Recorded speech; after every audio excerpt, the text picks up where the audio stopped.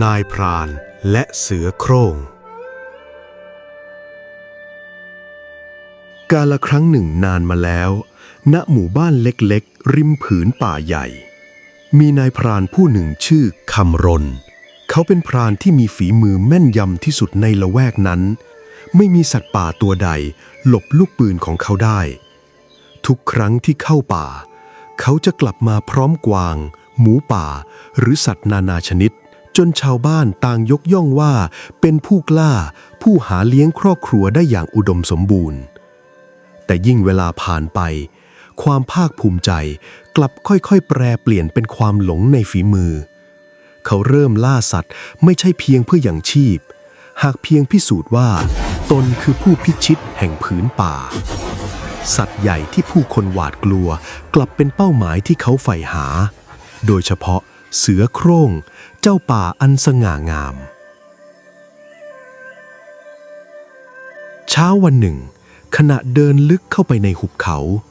เสียงลูกสัตว์ร้องแผ่วเบาดังลอดออกมาจากพุ่มไม้เมื่อแหวกกิ่งไม้ออกดู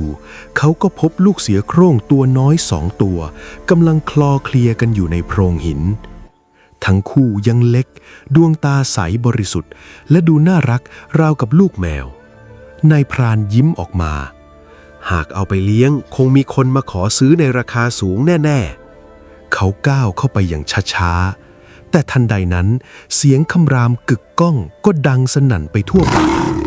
แม่เสือโคร่งตัวมหึมากระโจนออกมายืนขวางลูกของมันดวงตาคู่คมจับจ้องนายพรานไม่กระพริบพร้อมปกป้องลูกด้วยชีวิตนายพรานค่อยๆยกปืนขึ้นแม่เสือเองก็แยกเขี้ยวคำรามพร้อมพุ่งเข้าหาเสียงปืนดังขึ้นเพียงนัดเดียวร่างของแม่เสือกระเด็นล้มลงเลือดสีแดงไหลซึมท่วมพื้นดินแม้มันจะบาดเจ็บสาหัสแต่มันยังพยายามคลานเข้าหาลูกทั้งสองพลางส่งเสียงร้องแผ่วเบาราวกับกำลังบอกให้ลูกหนีไปลูกเสือทั้งสองร้องครางและพยายามซุกตัวอยู่ข้างแม่แต่พรานคำรณกลับอุ้มลูกเสือทั้งสองขึ้นมาเขาหันหลังเดินจากไปโดยไม่แม้แต่จะเหลียวมองแม่เสือที่นอนแน่นนิ่งอยู่กลางผืนป่าเสียงร้องของแม่เสือค่อยๆแผ่วลงท่ามกลางความเงียบงันของป่าใหญ่แสงอรุณของวันใหม่ส่องลอดยอดไม้ลงมายังผืนป่าอันเงียบสงบตรงลานหินแห่งหนึ่งแม่เสือโคร่งยังคงนอนแน่นิ่งเลือดที่ไหลออกจากบาดแผลเริ่มแห้งกรังลมหายใจของมันอ่อนแรงลงทุกขณะนกและสัตว์เล็กต่างเฝ้ามองอยู่ห่างๆราวกับรู้ว่าราชินีแห่งพงไพรกำลังจะสิ้นลมในเวลานั้นเองพระภิกษุชรารูปหนึ่งซึ่งกำลังธุดงค์ผ่านป่าลึกได้เดินมาพบเหตุการณ์ท่านหยุดมองแม่เสือด้วยสายตาเปี่ยมด้วยเมตตาสัตว์ทั้งหลายต่างก็รักชีวิตไม่ต่างจากมนุษย์พระภิกษุค่อยๆเดินเข้าไปแม้แม่เสือจะพยายามขู่คำรามแต่เสียงของมันกลับแผ่วเบาจนแทบไม่ได้ยินท่านตรวจดูบาดแผลอย่างละเอียดก่อนจะกล่าวเบาๆโชคยังเข้าข้างเจ้าลูกปืนไม่ถูกหัวใจพระภิกษุจึงออกเดินหาเปลือกไม้สมุนไพรและรากไม้ในป่านำมาตำละเอียดแล้วพอกลงบนบาดแผลพร้อมต้มน้ำสมุนไพรป้อนให้มันทีละน้อยหลายวันผ่านไปแม่เสือยังคงนอนพักอยู่ใกล้สำนักพักชั่วคราวของพระภิกษุแม้จะเป็นสัตว์ดุร้ายแต่ทุกครั้งที่พระภิกษุเดินเข้าไปมันกลับสงบนิ่งราวกับสัมผัสได้ถึงความปรารถนาดีที่ไม่มีสิ่งใดแอบแฝงพระภิกษุพูดกับมันอยู่เสมอว่าจงอดทนไว้เถิดความเจ็บปวดของเจ้าย่อมหายได้แต่ความแค้นหากปล่อยให้เติบโตจะกัดกินหัวใจของเจ้าตลอดไปแม่เสือเพียงนอนฟังดวงตาของมันยังเต็มไปด้วยความเศร้าทุกคืนมันมักเงยหน้ามองไปยังทิศที่ลูกของมันถูกพาไปแล้วส่งเสียงร้องแผ่วเบาก้องไปทั่วหุบเขาเสียงนั้นเต็มไปด้วยความคิดถึงและความอาลัย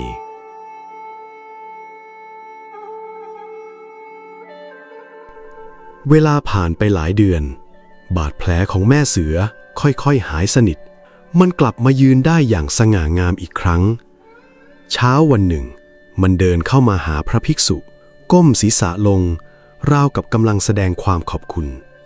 พระภิกษุลูบศีรษะมันเบาๆก่อนกล่าวว่าอาตมาไม่เคยหวังสิ่งตอบแทนแต่หากเจ้าจะจากไปก็จงอย่าให้ความโกรธนำทางแม่เสือเงยหน้าขึ้นดวงตาของมันยังคงแน่วแน่มันหันมองลึกเข้าไปในผืนป่าสูดอากาศอย่างช้าๆสัญชาตญาณของแม่กำลังบอกว่าลูกของมันยังมีชีวิตอยู่มันจึงคำรามก้องครั้งหนึ่งก่อนออกวิ่งหายเข้าไปในป่าลึกเพื่อตามหาลูกทั้งสองไม่ว่าจะต้องใช้เวลานานเพียงใดพระภิกษุได้แต่มองตามพร้อมถอนหายใจเบาๆขอให้เจ้าเอาชนะความแค้นได้ก่อนที่ความแค้นจะเอาชนะเจ้าแม่เสือเริ่มออกตามรอยกลิ่นของลูกไปเรื่อยๆผ่านหุบเขาลำธารและป่าทึบหลายวันผ่านไปกลิ่นอันคุ้นเคยก็เริ่มชัดเจนขึ้นเบื้องหน้าคือหมู่บ้านเล็กๆริมป่าดวงตาของแม่เสือเปลี่ยนจากความหวังเป็นความโกรธแค้นมันจำกลิ่นของชายผู้ยิงมันได้และมันรู้ว่าลูกของมันอยู่ที่นั่นยามค่ำคืนปกคลุมหมู่บ้านริมป่าด้วยความเงียบสงัดสายลมพัดแผ่วผ่านเรือนไม้เสียงจากจั่นดังระงมไปทั่วแต่ในเงามืดของชายป่ามีดวงตาคู่หนึ่งกำลังจับจ้องหมู่บ้านไม่กระพริบแม่เสือโคร่งมันยืนอยู่บนโขดหินสูดอากาศช้าๆกลิ่นของลูกกลิ่นของนายพรานและกลิ่นของมนุษย์นับสิบลอยประปนกันอยู่ในหมู่บ้านความคิดถึงลูกผสานกับความเจ็บปวดในอดีตกลายเป็นเปลวเพลิงแห่งความแค้นที่ลุกโชนอยู่ในหัวใจของมันทันใดนั้นเสียงคำรามก็ดังสนั่นไปทั่วทั้งหมู่บ้านชาวบ้านต่างสะดุ้งตื่นบางคนรีบปิดประตูหน้าต่างบางคนคว้าคบเพลิงออกมาดูแต่ทุกอย่างก็สายเกินไปแม่เสือพุ่งออกจากความมืดอย่างรวดเร็วมันทำร้ายผู้คนที่ขวางทางแล้วหายกลับเข้าไปในป่าก่อนที่ใครจะตั้งตัวได้รุ่งเช้าทั้งหมู่บ้านตกอยู่ในความหวาดกลัวไม่มีใครกล้าเข้าไปเก็บฟืนไม่มีใครกล้าออกไปทำนาเด็กๆถูกห้ามออกจากบ้านแม้แต่ยามกลางวันข่าวเรื่องแม่เสืออาละวาดแพร่กระจายไปยังหมู่บ้านใกล้เคียงผู้คนต่างพูดกันว่าเสือตัวนี้มิได้ออกล่าเพราะหิวหากออกมาเพราะความอาฆาตเมื่อข่าวมาถึงหูนายพรานคำรณสีหน้าของเขาก็เปลี่ยนไปเขานั่งเงียบอยู่หน้ากรงไม้ไผ่ซึ่งภายในมีลูกเสือทั้งสองตัวเติบโตขึ้นมากกว่าเดิมแม้จะยังไม่โตเต็มวัยแต่ทั้งสองก็แข็งแรงและยังคงส่งเสียงร้องเบาๆในยามค่ำคืนราวกับเรียกหาแม่ของมันอยู่ไม่มีวันจางหายนายพรานทอดถอนใจพร้อมพำพึมกับตัวเองว่าหรือทั้งหมดจะเกิดจากเราจริงๆภาพวันที่เขายิงแม่เสือผุดขึ้นมาในความทรงจำเป็นครั้งแรกที่เขารู้สึกผิดกับการล่าสัตว์แต่ถึงอย่างนั้นเขาก็ยังไม่ยอมปล่อยลูกเสือไปเขาบอกกับตนเองว่าเลี้ยงมาตั้งหลายเดือนแล้วถ้าปล่อยไปมันอาจกลับมาทำร้ายคน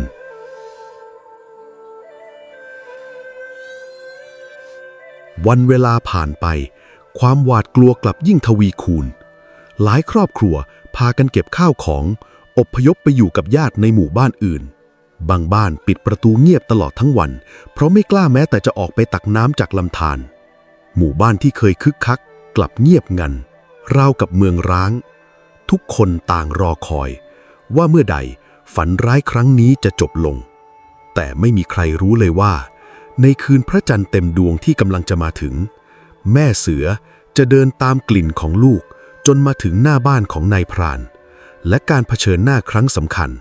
กำลังจะเปลี่ยนชะตาชีวิตของทุกคนคืนพระจันทร์เต็มดวงแสงสีเงินสาดส่องลงมายังหมู่บ้านที่เงียบงันผู้คนต่างปิดประตูบ้านแน่นไม่มีใครกล้าออกมาภายนอกขณะนั้นเอง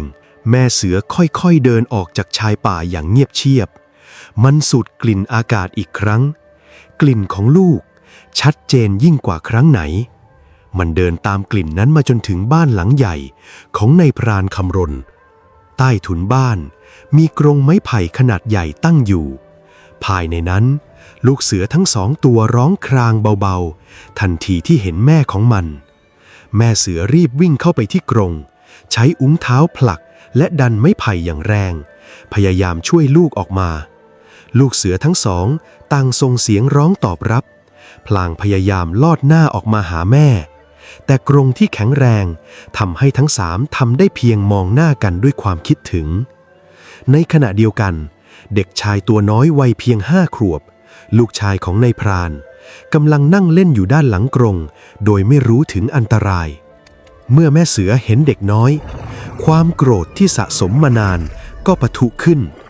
มันนึกถึงวันที่ลูกของตนถูกพรากไปนึกถึงวันที่ตนเกือบสิ้นชีวิตดวงตาของมันเปลี่ยนเป็นสีแดงเข้มด้วยความอาฆาตแม่เสือคำรามลั่นก่อนพุ่งตรงเข้าหาเด็กชายเด็กน้อยตกใจจนล้มลงกับพื้นได้แต่นั่งตัวสั่นน้ำตาไหลด้วยความหวาดกลัว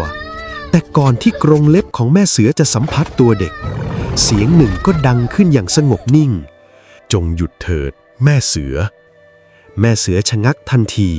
พระภิกษุผู้เคยช่วยชีวิตมันยืนอยู่เบื้องหน้าอย่างสงบท่านไม่ได้ถืออาวุธใดๆมีเพียงไม้เท้าและบาทเก่าในมือพระภิกษุมองแม่เสือด้วยสายตาเปี่ยมเมตตาก่อนกล่าวว่าอาตมารู้ว่าเจ้าทุกข์เพียงใดเจ้าถูกพรากลูก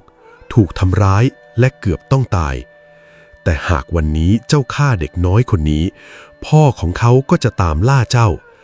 และเมื่อเจ้าตายลูกของเจ้าก็จะกำพร้าอีกครั้งแต่หากพ่อของเด็กคนนี้ตายเขาก็อาจเติบโตขึ้นเพื่อแก้แค้นแทนบิดาเขาเวรกรรมจะหมุนเวียนต่อกันไม่รู้จบแม่เสือยืนนิ่งคำพูดของพระภิกษุทำให้มันค่อยๆลดเขี้ยวและหุบกรงเล็บลงในจังหวะนั้นเอง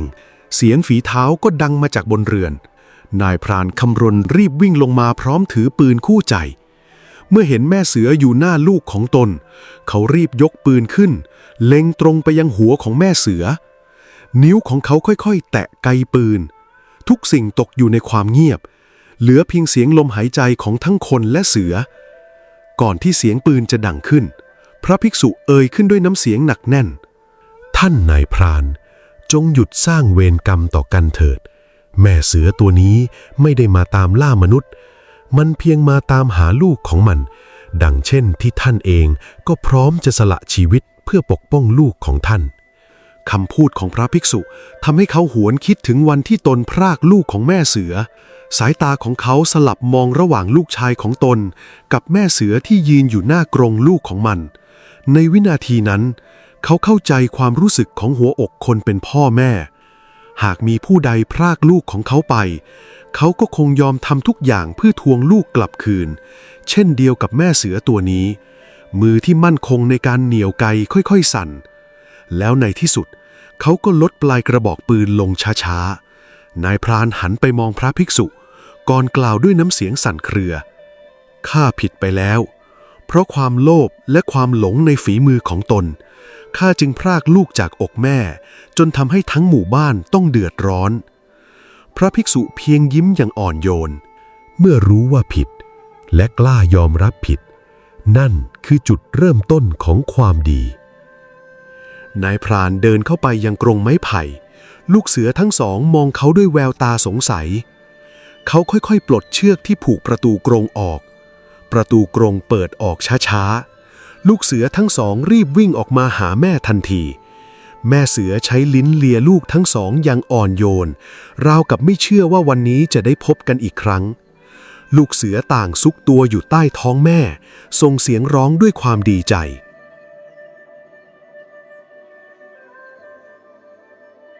ภาพนั้นทำให้ชาวบ้านที่แอบมองอยู่หลังหน้าต่างรู้สึกซาบซึ้งแม้แต่ในพรานเองก็มีน้ำตาคลอเบ้าแม่เสือเงยหน้ามองในพรานดวงตาที่เคยเต็มไปด้วยความอาฆาตบัดนี้กลับสงบนิ่งมันค่อยๆก้มศีรษะลงเล็กน้อยราวกับรับรู้ถึงการสำนึกผิดของเขาจากนั้น มันหันไปมองพระภิกษุผู้เคยช่วยชีวิตมันพระภิกษุยกมือขึ้นกล่าวเพียงสั้นๆจงกลับบ้านของเจ้าเถิดแม่เสือส่งเสียงคำรามเบาๆคล้ายการอำลาก่อนพาลูกทั้งสองเดินหายเข้าไปในผืนป่านับตั้งแต่วันนั้นเป็นต้นมาแม่เสือไม่เคยกลับออกมาทำร้ายผู้คนอีกเลยสัตว์ป่าทั้งหลายก็เริ่มกลับคืนสู่ความสงบดังเดิมส่วนในพรานคำรณเขาเก็บปืนล่าสัตว์ไว้บนหิ้งและไม่เคยนำมันเข้าป่าอีกตลอดชีวิตจากผู้ที่เคยฆ่าสัตว์เพื่อความภาคภูมิเขากลับกลายเป็นผู้คอยดูแลผืนป่าและสอนลูกหลานให้เคารพชีวิตของสัตว์ทุกชนิดเขามักเล่าเรื่องนี้ให้เด็กๆในหมู่บ้านฟังอยู่เสมอพร้อมกล่าวว่าการให้อภัยอาจยากกว่าการแก้แค้นแต่มีเพียงการให้อภัยเท่านั้นที่จะหยุดวงจรแห่งเวรกรรมได้เวลาผ่านไปกว่า20 ปีนายพรานคำรณชราภาพลงและจากโลกนี้ไปอย่างสงบหลังจากใช้ชีวิตบั้นปลายคอยดูแลผืนป่าไม่เคยจับอาวุธล่าสัตว์อีกเลยส่วนเด็กชายตัวน้อยในวันนั้นบัดนี้เติบโตเป็นชายหนุ่มชื่อกล้าเขาเป็นพรานเช่นเดียวกับบิดาแต่ต่างกันตรงที่เขาไม่ล่าสัตว์เพื่อความสนุกหรือความโลภเขาเข้าป่าเพียงเพื่อนำทางผู้คนเก็บสมุนไพรและปกป้องชาวบ้านจากอันตรายวันหนึ่งระหว่างเดินทางกลับจากการเก็บของป่ากล้าได้พบกลุ่มพรานจากต่างถิ่นกำลังเดินกลับมาบนบ่าของพวกเขาหามซากแม่เสือโคร่งตัวหนึ่งที่ถูกสังหารส่วนด้านหลังมีกรงเหล็กขนาดใหญ่ภายในขังเสือหนุ่ม2 ตัวที่กำลังคำรามอย่างดุร้ายกล้ามองดวงตาของเสือทั้งสองแม้มันจะโตเต็มวัยแล้วแต่แววตาคู่นั้นกลับทำให้เขานิ่งงันเขานึกถึงลูกเสือ2 ตัวที่เคยเล่นกับเขาใต้ถุนบ้านเมื่อครั้งอย่างเด็กทันใดนั้นหนึ่งในเสือหนุ่มก็หยุดคำรามมันเพียงจ้องมองกล้าอย่างสงบนิ่งราวกับกำลังจดจำบางสิ่งภาพในวัยเด็กหวนกลับมาในใจกล้าเรื่องราวที่บิดาเคยเล่าเรื่องแม่เสือเรื่องพระภิกษุและวันที่บิดาปล่อยลูกเสือกลับคืนสู่อ้อมอกแม่กล้าจึงตัดสินใจทำบางสิ่งเขาใช้เงินทั้งหมดที่ตนมีซื้อเสือทั้งสองจากกลุ่มพรานหลายคนหัวเราะเยาะเสียเงินตั้งมากเพื่อปล่อยเสือเข้าป่าอย่างนั้นหรือแต่กล้าเพียงยิ้มบางชีวิตไม่ควรถูกตีราคาเมื่อเดินทางถึงผืนป่าลึกเขาค่อยๆเปิดประตูกรงเสือทั้งสองยังยืนนิ่งก่อนจะก้าวออกมาช้าๆจากนั้นมันหันมองมาดูกล้าราวกับกำลังกล่าวคำขอบคุณกล้ายิ้มด้วยน้ำตาจงกลับบ้านของพวกเจ้าเถิดเสือหนุ่มทั้งสองส่งเสียงคำรามก่อนวิ่งหายเข้าไปในผืนป่าโดยไม่มีใครรู้เลยว่าความดีในวันนี้จะเปลี่ยนชะตาของหมู่บ้านไปตลอดกาลหลายปีผ่านไป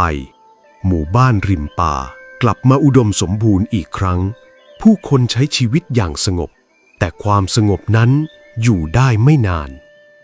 มาวันหนึ่งมีกลุ่มโจรติดอาวุธหลาย10 คนออกปล้นหมู่บ้านตามแนวชายป่าพวกมันปล้นข้าวสารเงินทองและเผายุ้งฉางหลายหมู่บ้านตกเป็นเหยื่อในที่สุดก็มาถึงหมู่บ้านของกล้ากลางดึกคืนหนึ่งเสียงม้าควบดังสนั่นเปลวไฟลุกโชนขึ้นจากยุ้งข้าวโจรบุกเข้าปล้นทุกหลังคาเรือนชาวบ้านต่างพากันหนีตายกล้าพร้อมชายชะกันในหมู่บ้านพยายามต่อสู้แต่โจรมีจำนวนมากกว่าขณะที่ทุกคนกำลังสิ้นหวังเสียงคำรามอันทรงพลังก็ดังก้องมาจากผืนป่าเสือโคร่งขนาดใหญ่2 ตัวกระโจนออกมาจากความมืดมันพุ่งเข้าใส่เหล่าโจรอย่างรวดเร็วม้าของโจรแตกตื่นหลายคนโยนอาวุธทิ้งแล้ววิ่งหนีสุดชีวิตไม่มีโจรคนใดกล้าหันกลับมาต่อสู้อีกเลยเพียงไม่นานกลุ่มโจรก็แตกพ่ายและหนีหายไปในความมืดเมื่อทุกอย่างสงบลง เสือทั้งสองยืนอยู่กลางลานหมู่บ้านพวกมันไม่ได้ทำร้ายชาวบ้านกล้าค่อยๆเดินออกมายืนอยู่หน้าชาวบ้านเขาจำแววตาของมันได้ทันทีเป็นดวงตาคู่เดียวกับเสือที่เขาเคยช่วยชีวิตพวกมันคืนสู่ป่าเสือทั้งสองสบตากับเขาอยู่ครู่หนึ่งก่อนจะส่งเสียงคำรามเบาๆราวกับกล่าวคำอำลาแล้วกล้าก็ก้มหัวลงเป็นการขอบคุณแล้วเสือทั้งสองก็หันหลังเดินกลับเข้าสู่ผืนป่าภายใต้แสงอาทิตย์ยามเช้าชาวบ้านทุกคนต่างยกมือไหว้ตามหลังมันไม่มีใครคิดจะทำร้ายเสืออีกต่อไปตั้งแต่นั้นมา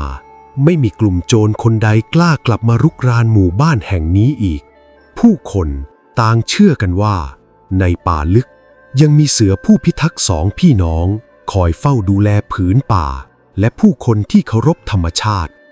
และเรื่องราวของนายพรานและเสือโคร่งผู้พิทักษ์ก็กลายเป็นนิทานที่ผู้เฒ่าผู้แก่